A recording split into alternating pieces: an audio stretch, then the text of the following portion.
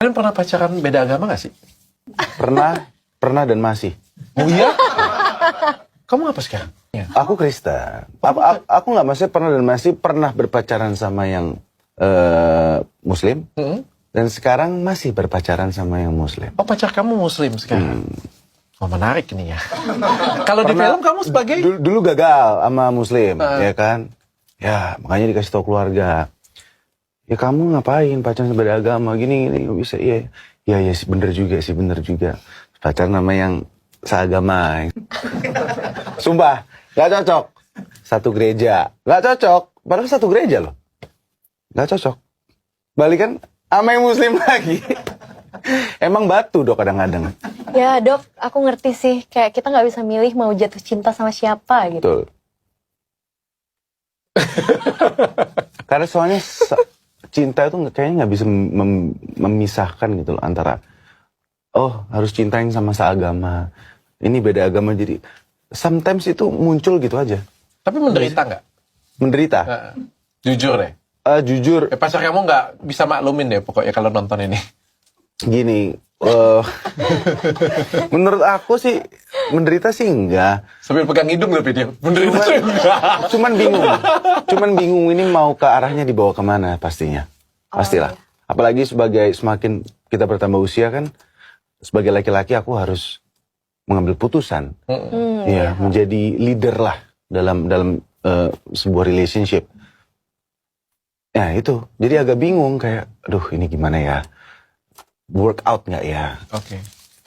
Ada pemikiran-pemikiran bahwa bisa nggak sih di negara kita?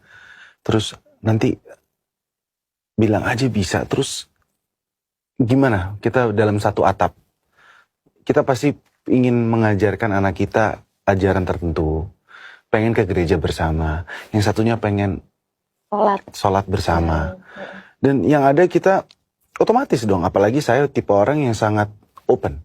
Ayo boleh let's go, kita lakukan itu, lakukan ini, Natal bersama, Idul Fitri kita rayakan bersama. Namun anak ini gimana? Iya, pasti bingung gitu ya. Pasti bingung. Kitanya boleh ya beda ya. Anaknya kayak gimana? Anaknya gimana? Oke. I think, dan itu kan menurut saya pembentukan yang sangat penting untuk seorang anak. Untuk sebuah fondasi rumah nih, kalau cakar ayamnya belum kuat, bentuknya bisa bagus. Oke. Tapi goyang dikit, runtuh. Boleh nggak saya tanya kayak gini? Kalau misalnya nih ya, kalian punya jodoh ya, lebih lanjut ya. Kamu pengennya kamu yang pindah atau dia yang pindah? Oh, that's a good question. Oke. Gini, aku tidak mempermasalahkan soal pindah agama. Mau aku pindah agama, mau pasangan aku pindah agama, asal. Seperti di film Jangan Panggil Mama Kafir. Harus bukan karena kemenangan, tapi karena, apa aja? Hidayah, panggilan dari hati. Jadi ngapain kita, kalau buat aku ya, aku pindah agama, tapi memang nggak dari hati. Berarti aku cuma melakukan, contoh nih, aku melakukan hanya buat Michelle. Aku pindah buat Michelle. Karena aku nggak takut kehilangan Michelle, karena aku udah nyaman sama Michelle. Nanti ketika itu sudah terbiasa, tapi di rumah aku nggak melakukan dan aku tidak menjadi imam yang baik untuk Michelle, aku merusak Michelle. Aku merusak diri aku. Aku merusak, aturan Islam, itu it's not good. Kalau memang aku mau masuk Islam, aku harus benar-benar emang ingin dan mau benar-benar serius belajar. Dan sama sebaliknya, menurut aku ya. Alasannya karena agama itu sendiri atau karena Islam itu sendiri ya? Soalnya nanti kalau karena Michelle nih, nanti kalau Michelle-nya ada apa-apa, misalnya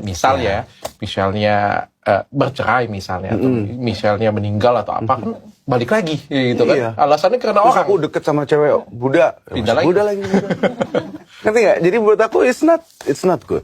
Iya, aku setuju sih. Cinta itu kan terakumulasi dok.